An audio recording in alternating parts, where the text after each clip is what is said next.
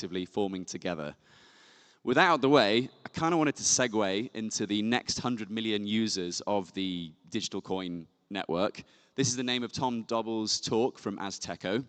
So he's led with these questions regarding the next 100 million users. Who are they? Where are they? Do they want some free sats from me? Why do they need rogue money? Do they use ordinals? Probably not. And how do we get them started safely? Those actually weren't all his questions. I definitely added a few. But Tom, the floor is now yours. There you are. Please come to the stage. Welcome Tom to the stage from Azteco, the sales lead there. Take it away, Tom. Do you want this or that? I don't know. I want this. You want this, great. Enjoy, Yeah. mate. Thank you. All right. Clicker. Super excited to be here. My name is Tom. I work at the company Azteco, as mentioned, and indeed some of the questions I will ask, others I won't, to avoid all controversies and such. Super excited to be in Cape Town. And you know, let's get going. Before I start talking about the serious things, I want to tell something about myself. So there's a few things in life that I find super important, interesting. I made a little bit of a slide before we go into the serious stuff. I like surfing, like mountains. I like new technology, which I will tell you all about in a bit. And I really like international cultures, traveling, international business, and those kind of things. So I'm super excited to go to Mossel Bay. Actually, that's the real reason I'm here. You know, this presentation is just like a side thing. No, I'm not even lying. No, it's not true. Anyway, before I get in trouble, let's continue. So, innovative technologies. I think it was in 2014, so I'm getting older when I think about this now. Oh, damn, it's sad. Anyway, I was working with a small startup called LinkApp in Taiwan, in Taipei, the capital of Taiwan. What is LinkApp? LinkApp is an app that allows you to get crowdsourced translations. And so you would take a picture of like Chinese characters that are written by your doctor on his prescription, and you're like, oh no, what medicine is this? So you would send a photo and you would get immediate crowdsourced translations or other information to help you out. It would be really fast, really cool, because you have this little, you know, community, people helping each other, and so on and so forth. It went super well. We were on a roll. We won an award, as you can see there, and it failed miserably. It was strange because at some point I was like, I'm gonna make it. I'm the next, you know, Facebook guy or whatever. Failed miserably. Anyway, it was a pleasurable experience. It's not that, but innovative technologies. It's usually easy to find success with a small number of users. It's also users who really care about your product and of what you're building. They want to be part of a community. They want to help. Like, they really enjoy helping. It's also, they like trying new things for the sake of trying new things, because they're just interested in these kind of new technologies. That comes with a bit of a downside. They're not enough to go for mainstream adoption. And they cannot drive mass adoption just by themselves. So the question marks are blanked out. I'm being sabotaged here with my questions. But anyway, a few questions that follow from all this, like, where do these next 1 million, 10 million, 100 million users come from? Who are they? And why do they need this technology? And how do we make it easy for them to start using it properly and smoothly? Same with Bitcoin. So Bitcoin, revolutionary technology, extraordinary potential, passionate community, blah, blah, blah. All these things you already know, because otherwise you would not be here. However, we also know Bitcoin, not yet mainstream, not yet used every day on a day-to-day basis by normal people, not yet ubiquitous. And so the question on adopting a technology is, of course, it's not something new. It's something that has been studied, most notably by a chap called Geoffrey A. Moore, who wrote a book, Crossing the Chasm. It's a book that explains technologies going through their adoption cycles, and I'm sure most people have already heard about a certain number of concepts in the book. Basically, this is a total market for adoption, or the total market for a technology. Left-hand side, Early market, 15% of the total market. Right-hand side, the mass market, which is 85% of the total market. In between, there's a chasm. If we then chop it up in even smaller bits, we can look at the groups one by one, starting with the innovators. Innovators are people that do things because they can. It's the guy that buys the blueprint for a drone, builds it from scratch, launches it in the air, it crashes because it doesn't work, he fixes it, and so on and so forth. Why does he do it? Because it has never done before. It's cool. Wow, I can make this little thing fly. Nobody might use it, but I think this is really cool.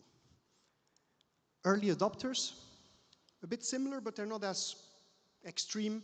They're the guys that buy a drone when it's the first consumer version. They buy the first iPod, iPad, MacBook, or whatever it may be. They know it's not yet the best version of the tool they're buying. They know it's going to get better, but they still buy it anyway because they're really interested to be early and to try out things. Okay. If we then move on, early majority. These people want things to work. They want it to work straight out of the box. They want it to fly. They buy their drone, they open the box. They don't want to tinker, solder. It needs to just go into the air. It needs to work. Late majority, similar, but even a bit later. They first want their neighbor to use it because their neighbor is a good guy. And he buys things that are trustworthy and so on and so forth. Finally, the laggards. It's my grandfather that buys an iPad after his son bought it, his 7 grandchildren bought it, and yeah, pretty much everybody in the retirement home. All right. As mentioned, there's a chasm between the early market and the mass market. To be able to understand better why that chasm is there, we need to look at how people relate to new technology and why they get into it. And so usually people buy something because they see some other people using it, right? So the laggards, they will look into the late majority and they will buy it. And so my grandfather, he will look at everybody in a retirement home. They all bought an iPad. He buys one as well. Same thing, late majority people. Oh, my neighbor, he's a good guy, decent guy, bought the iPad. I'm going to buy it as well. Or smartwatches, a very good example. People start using it. Oh, I need to look into that as well. Then similarly, early adopters look at the innovators. Good example here with Bitcoin. I see my neighbor, Tom. This new technology allows you to bypass governments. It allows you to transact online with nobody's permission. You should really look into it. It's super cool. I'm like, oh wow, I'm libertarian. I can find myself in those thoughts, I have control. So super interesting. However, this does not translate between the early majority and early adopters. So the early majority, the regular person looks at me and says Tom, what is that Bitcoin thing? I'm like, so it's a blockchain, and so the confirmation, and we bypass the central banks and this and that. And my neighbor, he thinks sorry, Tom, that's just not for me. So there's a fundamental difference between the early adopters and the early majority. So the early adopters, and this meme with the guy with the chains, in it for the technology, those are the early adopters. Early majority, they're in it for the utility. Similarly, they're early adopters are interested in what they can do with it, like tinker with it. Oh, I can set up my full nodes. Oh, wow, it's open source, so I can look with it. I can configure it the way I want. Whereas the early majority is interested in what it can do for them. Like, why do I need this Bitcoin? What can I do with it? Early adopters, happy with minimal features. Early majority, whole solution, end to end. Happy to help make it work in case of the early adopters. The early majority wants it to work out of the box. Then, a bit controversial here, but early adopters think open source is good because it gives control, it gives trust, they can see how things work. Early majority thinks it's a nightmare. Just give it to me, it needs to work. I don't want to tinker with it. Just give me the manual. I don't want to hear it. Early adopters want total privacy. with Bitcoin.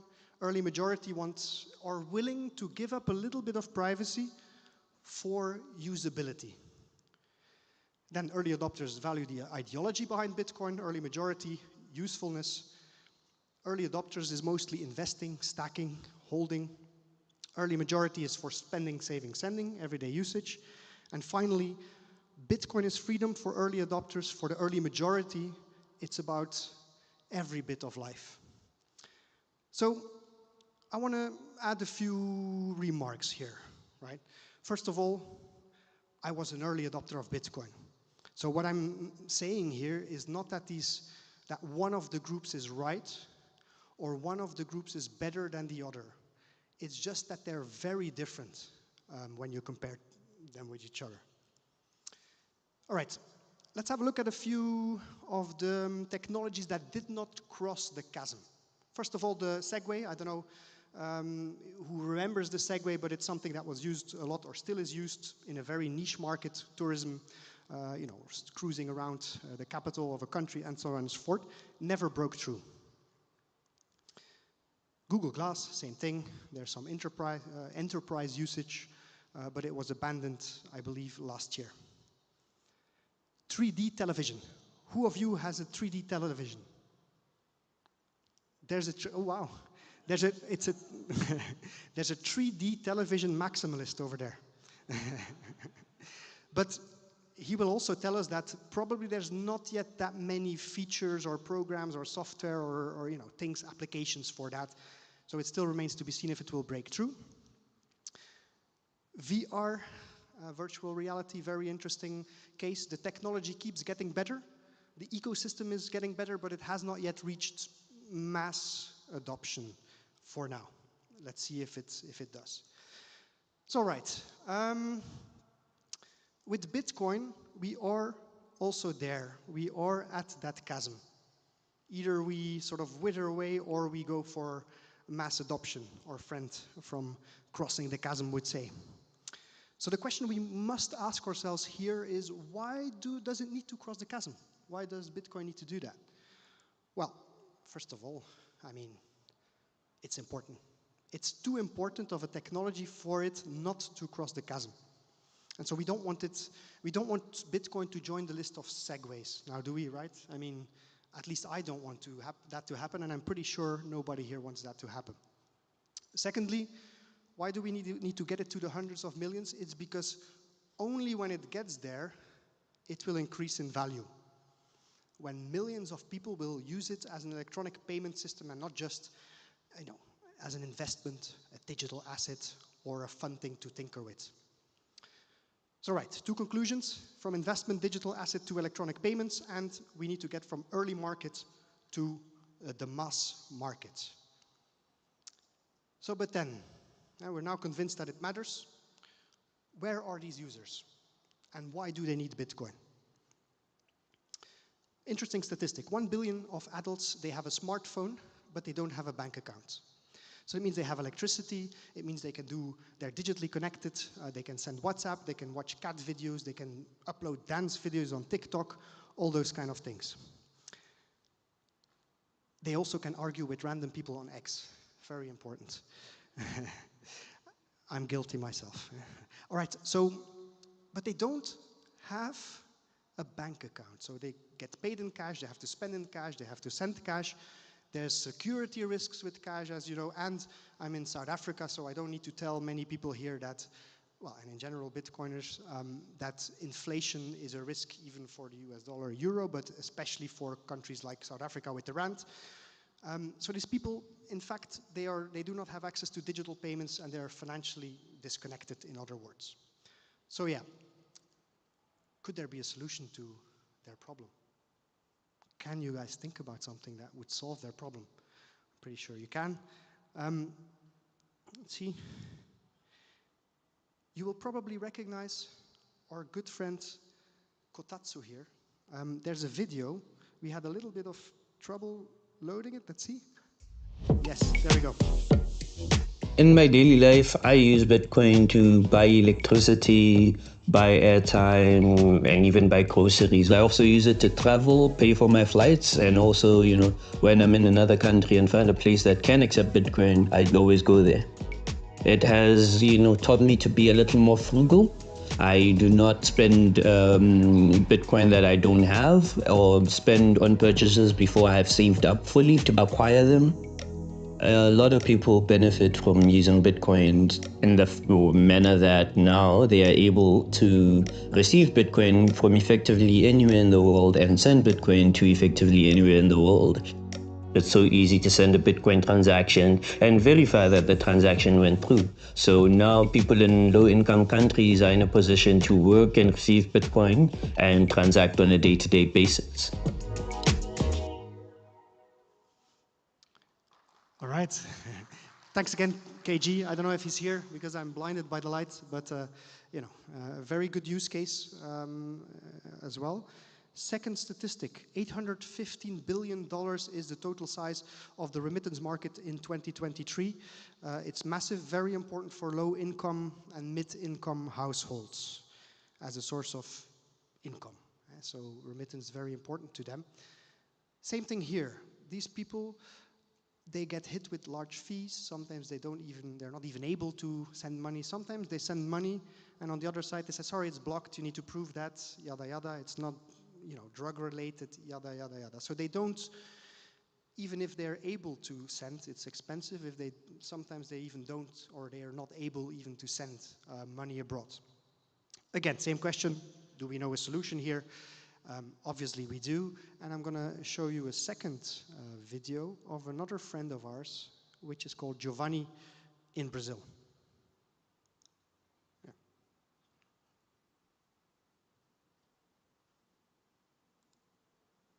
Oh.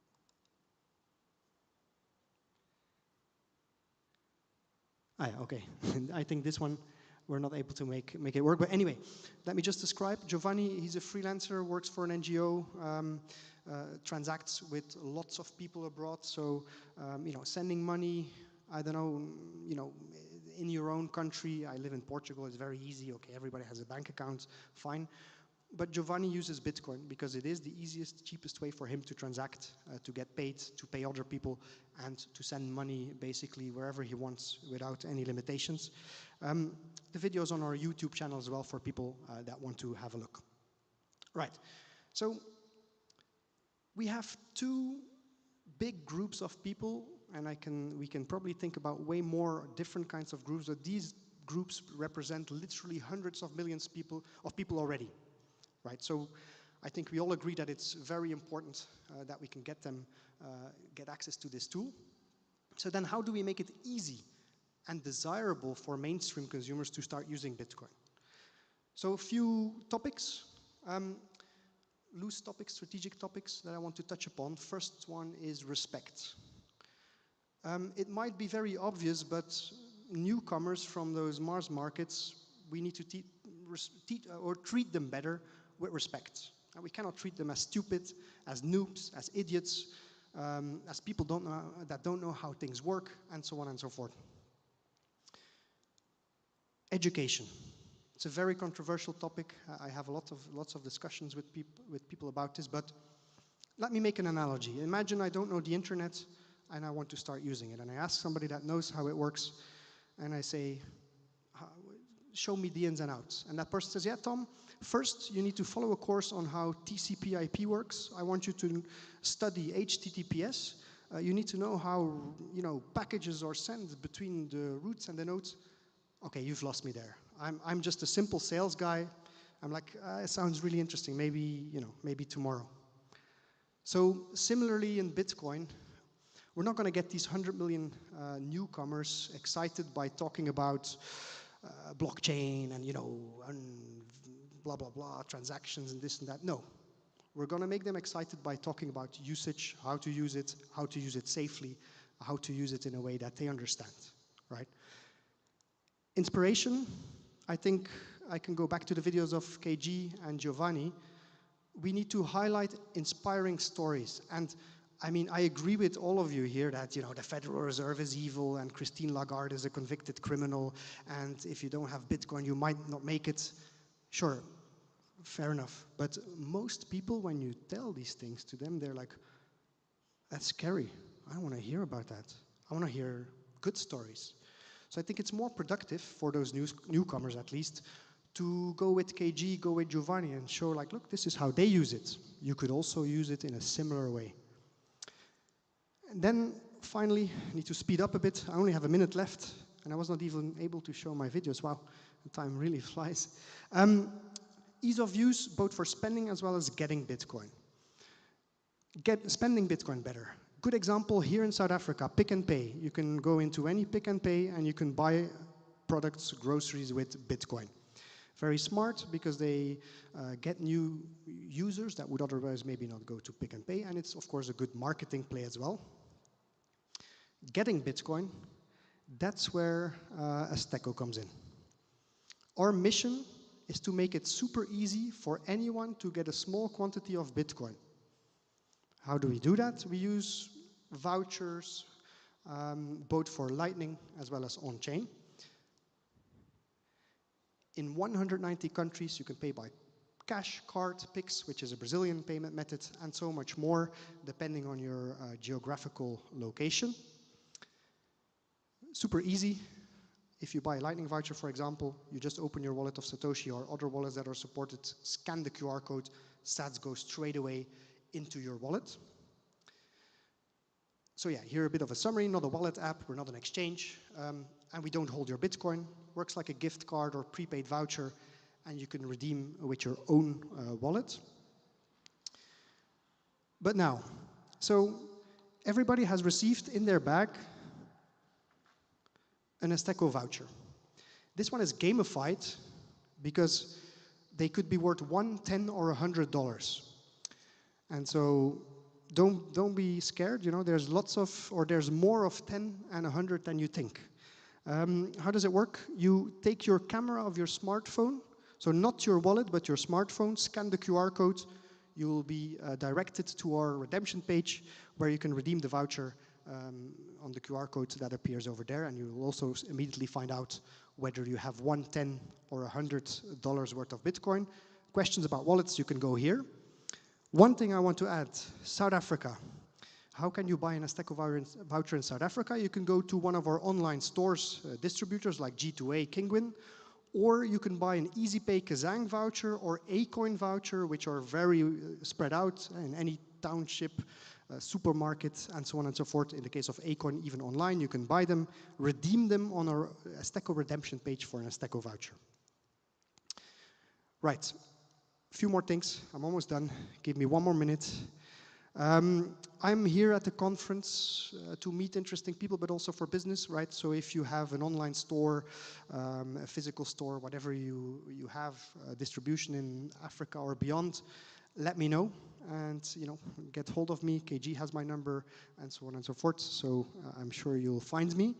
Finally, I want to say we need less Bitcoin.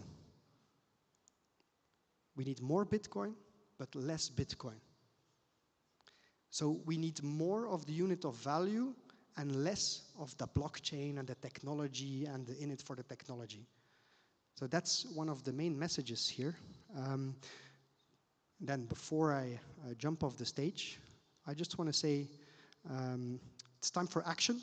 And normally there's a video here, which is this one, which you might have seen because Jack Dorsey retweeted it. But there we go. Here's a bit of a story about the mighty in the small. First a bit today, then a bit every day. A bit for the rainy days and a bit for the special days. A bit here and there and a bit near and back home. A bit for you and a bit for me. Always up to me. At Azteco, we believe in the collective power of the little bits. So we give choice to all the bits that count, making it easy for everyone, everywhere to get Bitcoin and use it in their lives. Azteco Bitcoin vouchers for every bit of life. All right, that's it. Thank you so much.